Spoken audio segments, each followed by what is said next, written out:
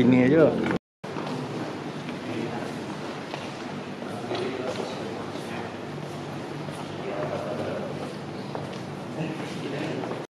Belakang aja. Itu aja deh.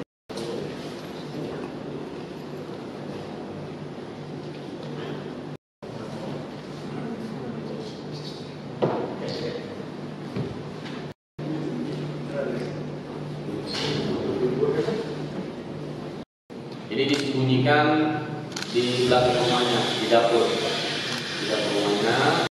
Daerah wajah yang paling leher sama wajah ini yang paling berat karena memang sampai memotong tulang atau terpotongnya tulang serviks, tulang belakang leher. Alhamdulillah pagi ini kita akan melaksanakan rilis terkait kasus pembunuhan Mr. X yang terbungkus terpal yang berada di TKP Kecamatan Tualang, Kabupaten Siak. Baik, langsung saja saya akan membacakan rilisnya. Rilis pengungkapan kasus pembunuhan Mr. X yang terbungkus terpal di Kecamatan Tualang, Kabupaten Siak.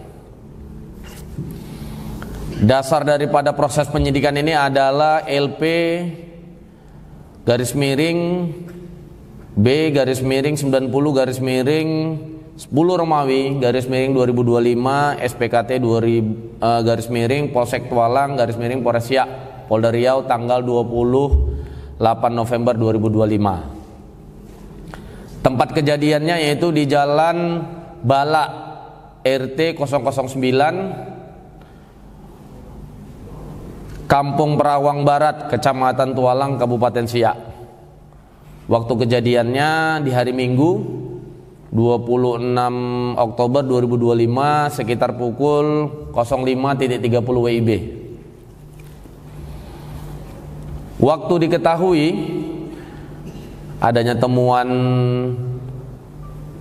bahwa ada yang terkubur, ternyata itu adalah sosok manusia ataupun mayat, yaitu di hari Selasa 28 Oktober 2025 sekitar pukul 17.30. Korban sementara sebelum kita identifikasi masih Mr. X kemarin. Nanti akan saya jelaskan secara scientific investigation bahwa korban tersebut sudah kita temukan, sudah kita ketahui. Tersangka atas nama Ihsan alias Ihsan bin almarhum Rasmin Tanjung. Kronologi penemuan mayat pada hari Selasa tanggal 28 Oktober 2025 sekitar pukul 15 WIB, pelapor merasa curiga karena bekas galian tanah yang baru dan ditutupi dengan rumput kering yang berada di depan rumahnya berjarak lebih kurang 50 meter dari rumah tempat tinggalnya. Kemudian pelapor yang merupakan istri daripada tersangka menggali tanah tersebut hingga menemukan terpal warna biru, dan pelapor membuka terpal tersebut dan melihat ada bagian tubuh manusia dan sudah mau membusuk sekali. Kemudian pukul 17.00 pelapor mendatangi Polsek Tualang di Perawang untuk melaporkan kejadian tersebut. Kemudian piket fungsi Reskrim Polsek Tualang beserta Kapolsek, Kanit Reskrim langsung mendatangi TKP untuk melakukan pengecekan dan memastikan pelaporan tersebut benar terhadap yang sudah dilaporkan pelapor tadi. Selanjutnya saat disampai di lokasi, personil unit Reskrim Polsek Tualang melakukan penggalian dan memastikan bahwa benar adanya ditemukan sosok mayat yang dikubur di TKP tersebut. Kemudian Kapolsek Tualang melaporkan kejadian tersebut kepada saya selaku Kapolres Siak. Pada hari Selasa itu juga pada pukul 20.00 tim identifikasi Polres Siak dipimpin langsung Kasar Reskrim AKP Tidar Laksono STRK SIK, tiba di TKP dan langsung melaksanakan olah TKP. Selanjutnya pada pukul 22.30 mayat langsung dibawa ke Rumah Sakit Bayangkara Polda Riau untuk dilakukan autopsi.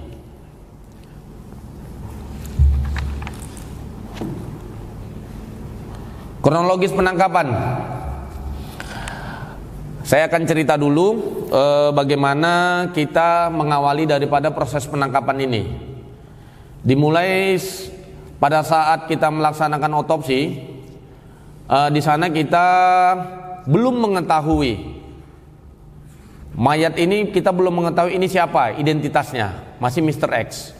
Sehingga dengan menggunakan scientific investigation dengan Mambis dan DVI, ya nanti bisa mungkin sedikit dijelaskan oleh dari AKBP Suprianto selaku Bitdokes, nanti akan dijelaskan, sehingga muncul nama bahwa yang nama Mr. X tersebut adalah Nofrianto, ya seorang laki-laki namanya Nofrianto. Bergerak dari situ kita sudah mengetahui identitasnya. Nah, dari situ kita melakukan penyelidikan terhadap keluarga daripada tersangka yang sudah kita curigai saat itu adalah suami daripada pelapor ataupun istri daripada tersangka. Baik, saya akan bacakan kronologis penangkapan. Pada hari Selasa 28 Oktober 2025, tim Opsnal Unit Reskrim melakukan olah TKP. Dalam olah TKP tersebut, istri pelapor memberikan informasi bahwasanya mayat di terpal tersebut adalah teman dari suaminya yang melakukan persetubuhan dengan pelapor pada hari Minggu 28 Oktober 2025 pada pukul 03.00. Perlu kami jelaskan di sini, sebelum kejadian pembunuhan ini, korban ataupun mayat bersama-sama dengan tersangka ada berkumpul ataupun bertemu di rumah tersangka. Malam Minggu mereka ada minum miras, yaitu tua ya. Setelah itu pada pukul 03.00 tersangka menyuruh korban untuk meruda paksa terhadap istrinya sendiri atas nama Iqmal. Enggak, istrinya atas nama Aikal. Maaf, atas nama Aikal. Jadi saya ulangi, pada pukul 03.00 masih terkontaminasi akan miras. Jadi tersangka menyuruh korban untuk meruda paksa istrinya sendiri, ya.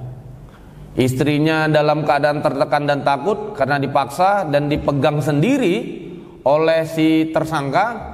Akhirnya istrinya diruda paksa oleh korban ataupun mayat yang kita temukan tadi. Setelah diruda paksa oleh korban, lalu tersangka mensetubuhi istrinya kembali, ya, mensetubuhi istrinya. Namun istrinya pada saat itu sudah kesal. Setelah itu istri daripada tersangka ini meninggalkan dalam artian meninggalkan tempat terjadi ruda paksa tersebut. Beliau mandi, setelah mandi beliau pergi ke pasar untuk berjualan, karena sehari-hari daripada pelapor atau istri daripada tersangka ini atas nama Aikal berjualan di pasar Perawang. Ya, setelah dia mandi, berjualan, pergilah, ditinggalkan di dalam rumah itu ada tersangka dan korban. Ya. Yang di dalam kamar ada anak daripada pelapor juga, ataupun anak daripada tersangka. Setelah itu pada pukul 06.30 ya. Pada pukul 6.30, maaf, pelapor atau Bu Aikal ini ditelepon oleh anaknya yang berada di rumah, seperti saya sampaikan tadi. Mak, ada orang yang teriak-teriak di depan rumah kita katanya. Nah, saat itu ibunya atau Bu Aikal ini lagi berjualan. Nah, jadi pada pukul 06.30 setelah selesai dari berjualan di Pasar Perawang, kembali ke rumah, dan pada saat kembali ke rumah, pelapor ataupun istri daripada tersangka ini mendapati bahwa suaminya sedang seperti ada menggali sesuatu, sambil membersih-bersihkan, menggali, namun belum ada kecurigaan daripada pelapor. Ya. Setelah itu pelapor seperti biasa, ya. Besok harinya di hari Senin, tersangka ini meminta uang kepada pelapor ataupun istrinya, meminta uang 100.000 namun tidak dikasih, ya, karena istrinya masih begitu marah dan kesal terhadap suaminya yang membiarkan dan menyuruh orang lain meruda paksa dirinya, sehingga ada kekesalan dari pelapor. Nah, sehingga si tersangka ini meminjam uang kepada tetangganya dengan alasan-alasan tertentu. Tersangka meminjam uang dan dapat 100.000, dan dari situ dia dari hari Senin tersangka sudah pergi meninggalkan rumahnya yang di Perawang, Kecamatan Tualang, Kabupaten Siak. Setelah itu ternyata si tersangka ini pergi ke Pekanbaru, ke rumah keluarganya yang ada di Pekanbaru. Ya, di sana dia sudah mematikan handphone dan dia sudah mengambil handphone daripada korban juga, namun sudah dimatikan saat itu.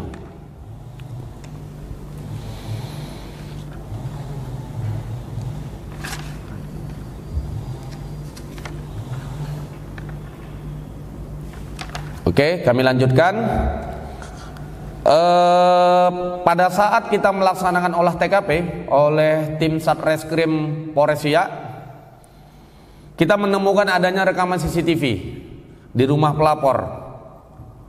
Ya, kemudian tim melakukan penyelidikan dan mendapati bahwa pelaku telah melarikan diri ke Pekanbaru. Nanti mungkin akan kami tunjukkan CCTV-nya, bahwa ada di waktu tertentu si korban ini sempat lari dikejar oleh si tersangka. Namun itu sudah dilakukan eksekusi saat di rumah ataupun di dalam rumah tersangka. Nah, mungkin bisa diputar sedikit, ulangi. Nah, Sudah dibacok kepalanya. itu sudah dieksekusi, sudah dibacok kepalanya sekali, sudah berdarah, ya kan? Nah, namun si korban masih sadarkan diri, namun dia berusaha untuk lari. Nah, ini kelihatan dari CCTV, dia berusaha lari dan dikejar oleh tersangka sampai ke halaman rumahnya, terus dia belok ke arah samping kebunnya. Nah, di situ dieksekusi lagi, dibacok lagi di bagian belakang, habis itu ada bagian depan. Nanti akan dijelaskan oleh AKBP Suprianto, ya, untuk hasil daripada otopsinya. Selanjutnya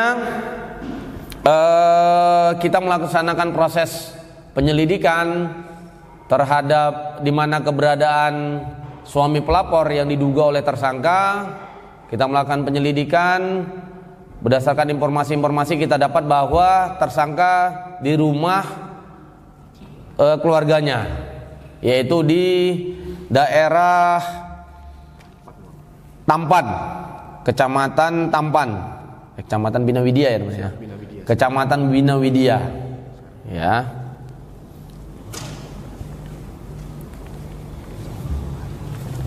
Mana? Yang di modus operandi Bang. Oke. Siap. Itu untuk Oh ini ya. Oke baik, saya akan membacakan modus operandinya. Modus operandi dulu tadi ya. siap. Tersangka dan korban bertemu untuk meminum tua yang saya sampaikan tadi, sudah saya sampaikan tadi, sebanyak 2 kali di rumah daripada tersangka, tanggal 11 dan tanggal 25 Oktober 2025. Tanggal 11 Oktober 2025, korban ada meraba-raba istri tersangka setelah minum tua bersama tersangka. Mungkin ada masih pengaruh daripada minuman. Jadi tanggal 11 itu sebelum kejadian sudah ada pertemuan, ya. Dan si korban ini ada meraba-raba istri tersangka. Pada tanggal 25 Oktober,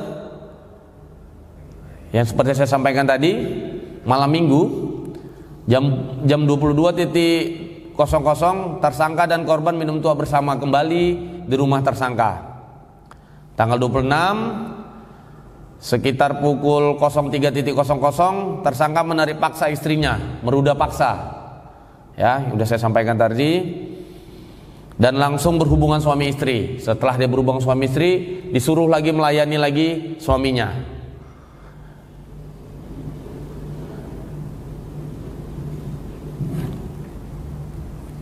Kita bacakan aja nih. Kita bacakan ya.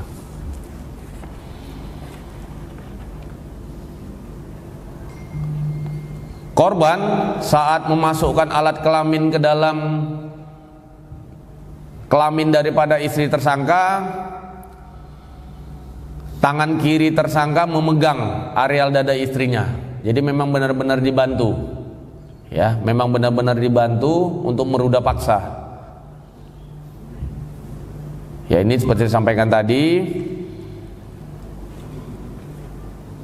Sekira pukul 04.55 tersangka meminta hotspot kepada korban dikarenakan HP istrinya yang dijadikan hotspot tersebut dibawa ke pasar. Sekitar pukul 05.25 korban mematikan hotspotnya. Kemudian tersangka menanyakan alasan korban mematikan hotspot, yaitu karena HP-nya lowbat dan kuota daripada HP korban tersisa 200 MB. Namun tersangka melihat korban masih menonton, mohon maaf, video porno di HP-nya, sehingga tersangka merasa sakit hati karena korban sangat hitung-hitungan masalah hotspot. Pertama, istrinya sudah dipersilahkan untuk disetubuhi atau diruda paksa oleh korban. Tersangka tidak ada hitung-hitungan. Dari saat itulah timbul pikiran tersangka untuk menghabisi atau membunuh daripada korban. Setelah itu tersangka berlari ke belakang rumahnya, melihat ada satu buah parang dengan gagang berwarna hijau yang terletak di dalam ember dekat samping pintu rumah yang tidak jauh dari tempat tersangka duduk. Ya. Kemudian tersangka berdiri dan berjalan untuk mengambil parang tersebut yang ada berada di dalam ember tersebut. Ya. Dia berjalan diam-diam ke arah korban, langsung menghayunkan parang tersebut ke ubun-ubun kepala korban yang sedang bermain handphone. Kemudian korban kaget, langsung berdiri, ada mengatakan suatu, "Kenapa kau?" Nah, tersangka membacok kembali, namun ditangkis sebanyak 2 kali oleh korban. Ya, kemudian korban seperti sampaikan tadi lari keluar rumah dan melihat tersangka masih mengejar korban ke arah pintu pagar depan rumahnya. Namun pagar dalam keadaan terkunci, kemudian korban lari ke sisi kanan pagar ke arah kebun belakang korban.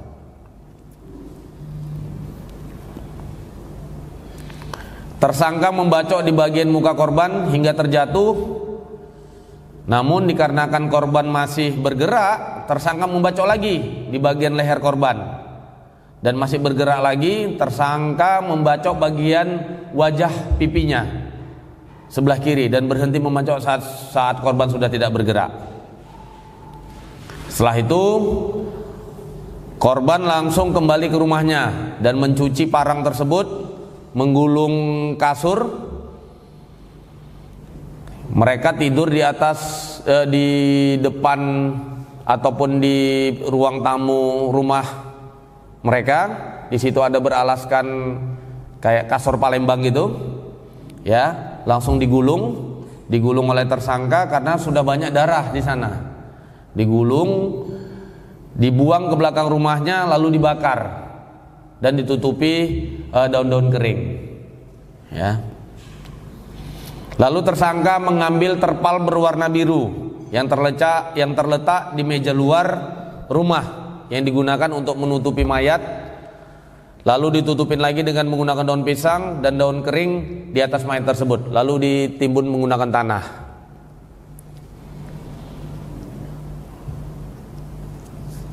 Jam 6.20 seperti saya sampaikan tadi, atau 6.20 sampai 6.30, pelapor pulang ataupun istri tersangka pulang melihat bahwa si tersangka ini udah sibuk-sibuk lah mencangkul, ya kan, tumben rajin, kata istrinya.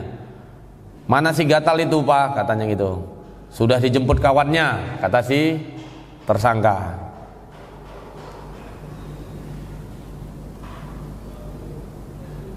Jam 8.30 tersangka masuk ke dalam rumahnya dalam kondisi berkeringat dan napas tersegal-segal.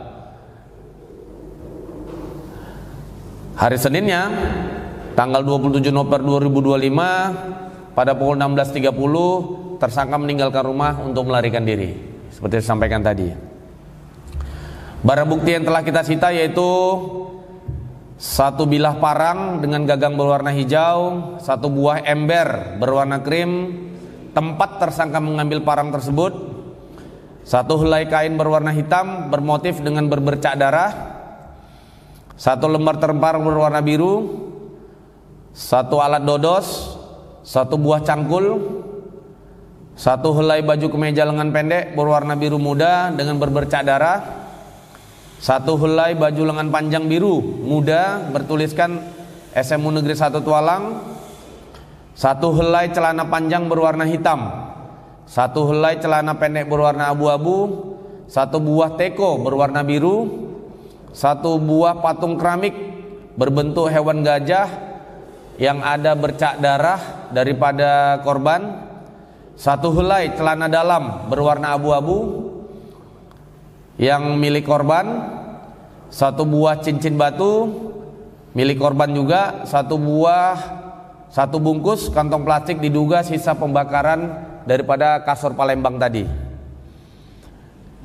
satu unit televisi merek Sony berwarna-warni dengan bercak darah yang ada di tombol TV tersebut, satu unit kipas angin merek Green Tara berwarna krim abu-abu yang ada bercak darah juga, satu buah plastik skincare dengan bercak darah, satu buah scan disk yang berisi salinan daripada rekaman CCTV. Pasal yang disangkakan terhadap tersangka tersebut adalah pasal 340 KUH pidana subsidiar pasal 338 KUH pidana dengan ancaman pidananya 20 tahun atau seumur hidup di penjara. Jadi sebagai catatan perlu kami sampaikan kepada rekan-rekan media, dari hasil pemeriksaan terhadap tersangka mengatakan bahwa pernah melakukan hubungan badan sejenis dengan korban, yaitu di ruko walet dekat rumah tersangka, yang dilakukan lebih kurang sebulan yang lalu. Mereka melakukan hubungan hubungan intim sejenis, ya, ada terindikasi seperti homoseksual terhadap laki-laki, LGBT, gitu, ada terindikasi. Baik, nanti setelah ini mungkin dari Dokes Polda Riau akan menjelaskan